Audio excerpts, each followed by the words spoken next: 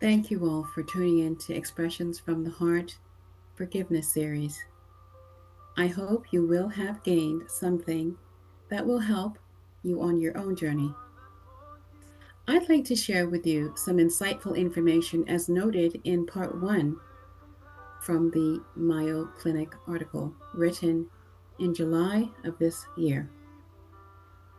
This information is insightful, and I believe that it will help and assist everyone who is facing the choice to make of do I forgive or do I hold on to this?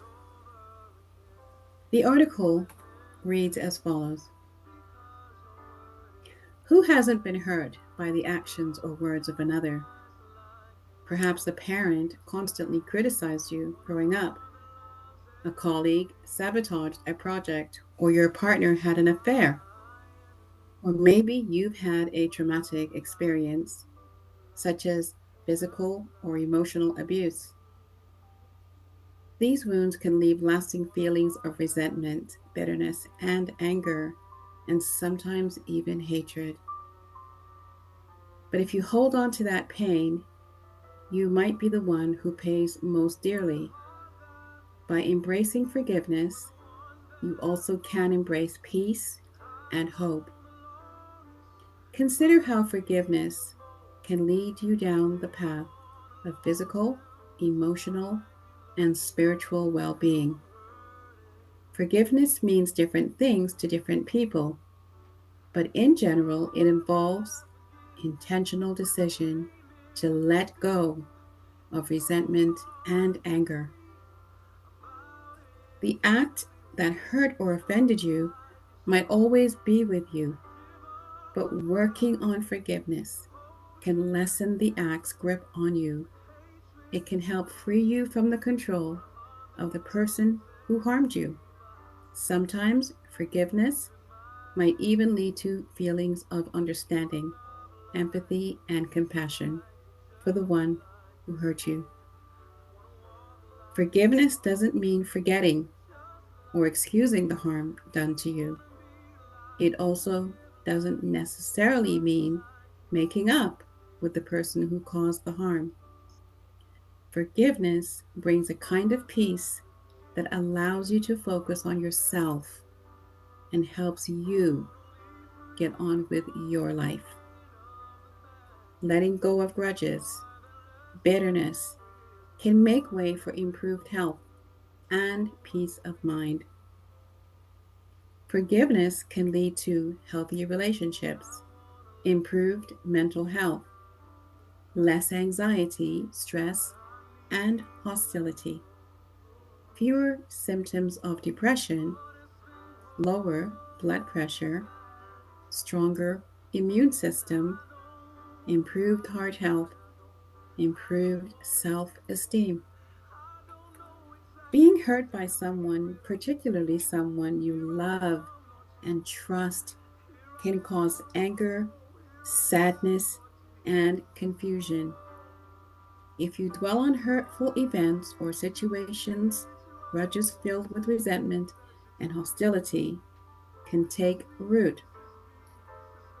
If you allow negative feelings to crowd out positive ones, you might find yourself swallowed up by bitterness or a sense of injustice. Some people are naturally more forgiving than others, but even if you tend to hold on to a grudge, almost anyone can learn to be more forgiving. If you struggle with finding forgiveness, you might bring anger and bitterness into new relationships and experiences. Become so wrapped up in the wrong that you cannot enjoy the present. Become depressed, irritable, or anxious. Feel at odds with your spiritual beliefs. Lose valuable and enriching connections with others. Forgiveness is a commitment to change. It takes practice.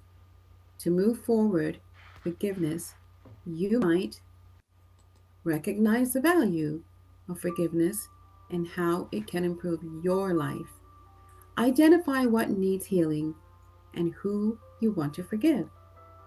Join a support group or see a counselor. Acknowledge your emotions about the harm done to you.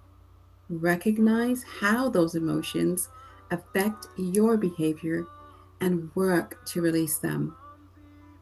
Choose to forgive the person who's offended you. Release the control and power that the offending person and the situation have had in your life.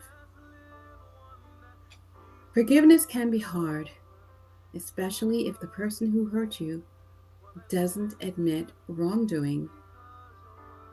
If you find yourself stuck, practice empathy. Try seeing the situation from the other person's point of view. Ask yourself about the circumstances that may have led the other person to behave in such a way. Perhaps you would have reached similar conclusions if you faced the same situation and reacted similarly. Reflect on times when others have forgiven you. Write a journal, pray, or use guided mediation. Or talk with a person you found to be wise and compassionate, such as a spiritual leader, a mental health provider, or an impartial loved one or a friend. Be aware that forgiveness is a process. Even small hurts may need to be revisited and forgiven again and again. If the hurtful event involves someone whose relationships you value, forgiveness may lead to reconciliation, but that isn't always the case. Reconciliation might be impossible if the offender has died or is unwilling to communicate with you. In other cases, reconciliation might not be appropriate. Still, forgiveness is possible even if reconciliation is not. Getting another person to change is not the point. It's about focusing on what you can control in the here and now. Think of forgiveness more about how it can change your life by bringing you peace, happiness, and emotional and spiritual healing. Forgiveness can take away the power the other person continues to have in your life. The first step is to be honest, assess, and acknowledge the wrongs you've done and how they have affected others. Avoid judging yourself too harshly. If you're truly sorry for something you've said or done and you want forgiveness, consider reaching out to those you've harmed. Speak of your sincere sorrow or regret. Ask for forgiveness without making excuses. You can't force someone to forgive you. Others need to move to forgiveness in their own time. Remember, forgiveness is a process.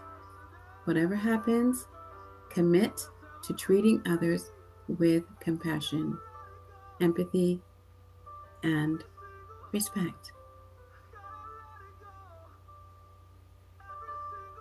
Tonight, we speak honestly, candidly about forgiveness. And I hope that by the end of all of this, you will have gained insight and made the decision on your own journey to forgive.